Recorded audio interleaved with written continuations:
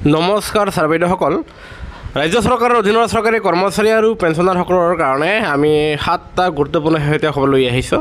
আমি প্ৰথম খবৰটো ক'বলৈ ওলাইছোঁ যে অহা লখিমপুৰত ৰাজ্য চৰকাৰৰ কেবিনেট বৈঠক আছে আৰু তাত মাননীয় মুখ্যমন্ত্ৰী মহোদয়ে চৰকাৰী কৰ্মচাৰীসকলৰ কাৰণে কেইবাটাও লাভজনক শেহতীয়া খবৰ আগবঢ়াব। তাৰে ভিতৰত আপোনাৰ UPSO হ'ব পাৰে, আপোনাৰ মৰুগীয়া বানচা হ'ব পাৰে। আৰু সেয়েহে আপোনালোকক ভাল খবৰটো দিলোঁ যে অহা কেবিনেট বৈঠকত আপোনালোকে প্ৰথমটো ভাল খবৰ পাবলৈ সক্ষম হ'ব। আৰু ইয়াৰ পিছত আমি আপোনালোকক বাকী কেইটা ভাল খবৰ দিবলৈ ওলাইছোঁ। ছাৰ বাইদেউসকল, ৰাজ্য চৰকাৰে নতুন পেঞ্চন আঁচনি বা নিউ পেঞ্চন স্কিম চমুকৈ NPSৰ বিলুপ্ত কৰা নাই। এতিয়া UPSৰ লগতে পেঞ্চন বাছনি কৰিবলৈ NPSৰ বিকল্প উপলব্ধ হ'ব। বাছনি হোৱাৰ পিছত সিদ্ধান্ত চূড়ান্ত কৰা হ'ব। বৰ্তমানৰ প্ৰচলিত NPSৰ তুলনাত UPS কিমান পৃথক, কোনটো আপোনাৰ বাবে লাভজনক, নতুন আঁচনিখনত কিবা জটিলতা আছে নেকি, আৰু এনে ধৰণৰ কিছুমান শেহতীয়া বিশেষ প্ৰশ্ন। প্ৰথমটো হ'ল ইউনিফাইড পেঞ্চন স্কিম, যাক UPS বুলি কোৱা হৈছে, সেয়া কেতিয়া কাৰ্যকৰী হ'ব? আৰু ইয়াৰ উত্তৰটো হ'ল পুৰণি পেঞ্চন আঁচনি অৰ্থাৎ 2003 চনৰ ডিচেম্বৰ মাহলৈকে চৰকাৰী কৰ্মচাৰীৰ বাবে OPS প্ৰযোজ্য আছিল। 2004 চনৰ জানুৱাৰী মাহত অটল বিহাৰী বাজপেয়ীৰ চৰকাৰে ইয়াক আঁতৰাই নতুন পেঞ্চন আঁচনি অৰ্থাৎ NPS ৰূপায়ণ কৰে। 2023 চনৰ এপ্ৰিল মাহত মোদী চৰকাৰে TV সোমনাথনৰ নেতৃত্বত NPSৰ পৰ্যালোচনাৰ বাবে এখন কমিটি গঠন কৰিছিল। এই কমিটিয়ে প্ৰতিখন ৰাজ্যৰ বিত্তীয় সচিব, নেতা আৰু সহ কৰ্মচাৰী সংঘৰ সৈতে আলোচনাত মিলিত হয়। ইয়াৰ পিছত কমিটিয়ে নতুন পেঞ্চন আঁচনিৰ পৰিৱৰ্তনৰ বাবে কেবিনেটক কিছু পৰামৰ্শ আগবঢ়ায়। 2024 চনৰ 24 আগষ্টত মোদী চৰকাৰে ইউনিফাইড পেঞ্চন আঁচনি অৰ্থাৎ UPSত অনুমোদন জনায়। পৰৱৰ্তী বিত্তীয় বৰ্ষৰ পৰা অৰ্থাৎ 2025 চনৰ 1 এপ্ৰিলৰ পৰা ইয়াক কাৰ্যকৰী কৰা হ'ব। 2 নম্বৰ খবৰটো হ'ল ইউনিফাইড পেঞ্চন স্কিমত কি নতুন কথা আছে। এই ইউনিফাইড পেঞ্চন স্কিমত নিশ্চিত পেঞ্চন ব্যৱস্থা পাব, য'ত আপোনালোকৰ দৰমহাৰ অন্তিম বছৰৰ গড় দৰমহাৰ 50% কৰ্মচাৰীসকলক অৱসৰৰ পূৰ্বে যোৱা 12 মাহৰ গড় বেচিক পে'ৰ 50% পেঞ্চন হিচাপে দিয়া হ'ব। অৰ্থাৎ চাকৰিৰ শেষ বছৰটোত যদি কোনো কৰ্মচাৰীয়ে 50,000 টকাৰ বেচিক পে' পাইছিল, তেন্তে অৱসৰৰ পিছত তেওঁ প্ৰতিমাহে 25,000 টকাৰ পেঞ্চন লাভ কৰিব। যিসকলে 25 বছৰতকৈ কম সময় সেৱাত আছে, তেওঁলোকে একে অনুপাতে পেঞ্চন পাব। গড় মৌলিক দৰমহা বেচিক পে' 50% 25 বছৰ বা তাতকৈ অধিক সময় সেৱাত থকাসকলক দিয়া হ'ব। যদি সেৱা 25 বছৰ কম আৰু 10 বছৰ অধিক হয়, তেন্তে পেঞ্চনত একে অনুপাতে হ্ৰাস কৰা হ'ব। যিসকলে 10 বছৰ বা তাতকৈ অধিক কাম কৰিছে, তেওঁলোকক ন্যূনতম 10,000 টকা পেঞ্চন দিয়া হ'ব। যদি কোনো কৰ্মচাৰীয়ে 10 বছৰ অধিক আৰু 25 বছৰৰ কম কাম কৰিছে, তেন্তে তেওঁৰ মৌলিক দৰমহা যিমানেই কম নহওক কিয়, তেওঁ অন্ততঃ 10,000 টকা এটা নিশ্চিত পেঞ্চন পাবলৈ সক্ষম হ'ব। পৰিয়ালটোৱে নিৰ্দিষ্ট পৰিমাণৰ পেঞ্চন আৰু ডিয়াৰনেছ ৰিলিফৰ 60% পাব।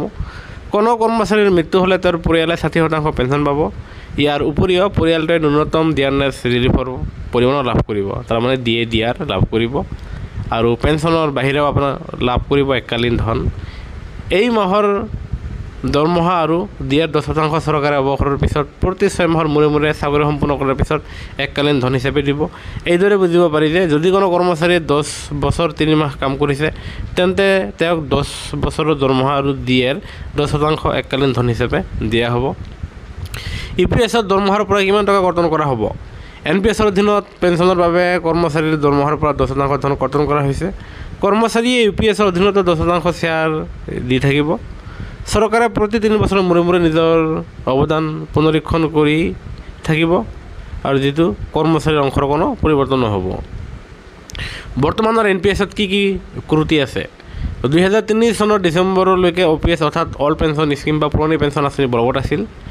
ইয়াত চৰকাৰে নিজৰ কোষাগাৰৰ পৰা কৰ্মচাৰীসকলক এটা নিৰ্দিষ্ট পেঞ্চন দিছিল। সেয়েহে ইয়াক কৰ্মচাৰীৰ বাবে নিৰাপদ পেঞ্চন আঁচনি হিচাপে গণ্য কৰা হৈছিল। ব্যয়ৰ বোজা হ্ৰাস কৰিবলৈ বাজপেয়ী চৰকাৰে 2004 চনৰ 1 জানুৱাৰীৰ পৰা NPS আঁচনি ৰূপায়ণ কৰিছিল। যদিও ব্যাপক বিৰোধিতাৰ সন্মুখীন হ'বলগীয়া হৈছিল, NPSৰ অধীনত কৰ্মচাৰীয়ে তেওঁলোকৰ দৰমহাৰ পৰা ধন কৰ্তন কৰিবলগীয়া হয়। আনহাতে OPSত কোনো ধৰণৰ কৰ্তন নকৰাকৈ পেঞ্চন হিচাপে এককালীন ধন পাব পাৰে।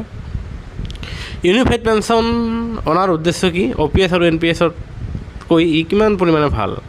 ইয়াৰ উত্তৰটো হ'ল OPSক ডিফাইন্ড বেনিফিট পেঞ্চন ছিষ্টেম বুলিও কোৱা হয় আনহাতে NPS-ক ডিফাইন কণ্ট্ৰিবিউশ্যন পেঞ্চন ছিষ্টেম বুলি কোৱা হয় দুয়োটাৰ মাজৰ মূল পাৰ্থক্য এইটোৱেই OPS-ৰ বাবে কৰ্মচাৰীয়ে তেওঁলোকৰ দৰমহাৰ পৰা কোনো অৱদান দিব নালাগিছিল আনহাতে NPS-ত কৰ্মচাৰীয়ে দৰমহাৰ 10% আৰু দিয়ে মিলাই তেওঁলোকৰ বেছিকৰ পৰা 10% কৰ্তন কৰা হয় 7 নম্বৰে UPS-ত কৰ্মচাৰীৰ বাবে কি কি সুবিধা আছে কৰ্মচাৰীৰ দৰমহাৰ 14% নিজৰ পৰা চৰকাৰে পেঞ্চনৰ বাবে দিছিল UPS-ৰ অংশীদাৰিত্ব 14%ৰ পৰা 18.5%লৈ বৃদ্ধি কৰিছে চৰকাৰে আৰু NPS-ৰ অধীনত কৰ্মচাৰীজনৰ মৃত্যুৰ পিছত পৰিয়ালৰ সদস্যসকলে লাভ কৰিবলগীয়া পেঞ্চনৰ পৰিমাণ নিৰ্ধাৰণ কৰা হোৱা নাছিল এতিয়া UPS-ৰ অধীনত ইয়াক পেঞ্চনৰ পৰিমাণ 60%লৈকে হ্ৰাস কৰা হৈছে তাৰমানে পেঞ্চনাৰজনে 60%লৈকে কৰ্মচাৰীজনৰ অবিহনে তেওঁ ফেমিলি পেঞ্চন পাবলৈ সক্ষম হ'ব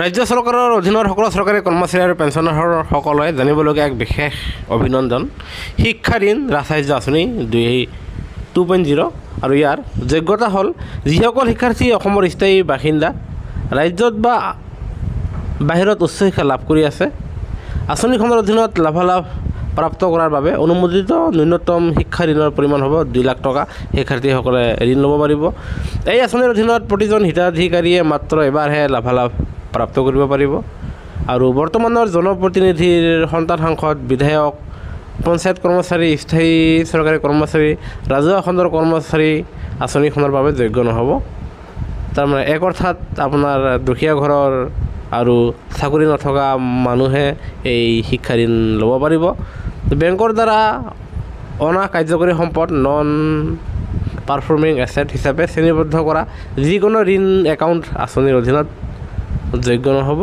আৰু শিক্ষক দিৱসৰ দিনা 5 ছেপ্টেম্বৰ 2024ত অনলাইন পৰ্টেল মুকলি কৰা হ'ব আৰু যাৰ ফলত উচ্চ শিক্ষাৰ বাবে আপোনাৰ শিক্ষাৰ্থীসকলে ছাত্ৰ ছাত্ৰীসকলে তেওঁলোকে 2 লাখ টকালৈকে তেওঁলোকে আপোনাৰ শিক্ষাৰ নামত ৰাজসাহায্যযুক্ত তেওঁলোকে ঋণ ল'ব পাৰিব এতিয়া আন এক শেহতীয়া খবৰ সেয়া হ'ল ৰাজ্যিক কেবিনেটৰ গুৰুত্বপূৰ্ণ সিদ্ধান্ত যাৰ ফলত এতিয়াৰ পৰা শিক্ষা বিভাগে সম্পন্ন কৰিব পেঞ্চনৰ কাম কাজ হয় ছাত্ৰসকল ৰাজ্য চৰকাৰৰ অধীনত প্ৰায় 2 লাখতকৈ বেছি কৰ্মচাৰী আপোনাৰ শিক্ষক আৰু তেওঁলোকে অৱসৰ গ্ৰহণ কৰাৰ ফলত তেওঁলোকে কিছুমানে 6 মাহ কিছুমান 1 বছৰলৈকে তেওঁলোকে পেঞ্চন লাভ নকৰে তেনেস্থলত আপোনালোকে ৰেগুলাৰ দৰমহা পোৱাৰ পিছত যদি অকস্মাতে আপোনাৰ দৰমহা বন্ধ হৈ যায় আপোনালোকৰ যদি পেঞ্চনৰ কামখিনি হোৱাত যদিহে আপোনাৰ বিলম্ব হয় তেনেস্থলত আৰ্থিক অনাটনে দেখা দিয়ে বাবে এতিয়াৰ পৰা ৰাজ্যিক কেবিনেটৰ বিশেষ আপোনাৰ সিদ্ধান্ত য'ত এতিয়াৰ পৰা শিক্ষকসকলে আপোনাৰ পেঞ্চনৰ কাম চোৱা চিতা কৰিব আৰু যাৰ ফলত তেওঁলোকে অতি শীঘ্ৰে কৰ্মচাৰীসকলে পেঞ্চন পাবলৈ সক্ষম হ'ব আৰু এয়া নিশ্চয় ভাল খবৰ সেয়েহে কৰ্মচাৰী আৰু পেঞ্চনৰ প্ৰতিটো শেহতীয়া খবৰ জানিবৰ বাবে আপোনালোকে নিশ্চয় আমাৰ চেনেলটো ছাবস্ক্ৰাইব কৰি নাপাহৰিব ভিডিঅ'টো চাব ধন্যবাদ জয় অসম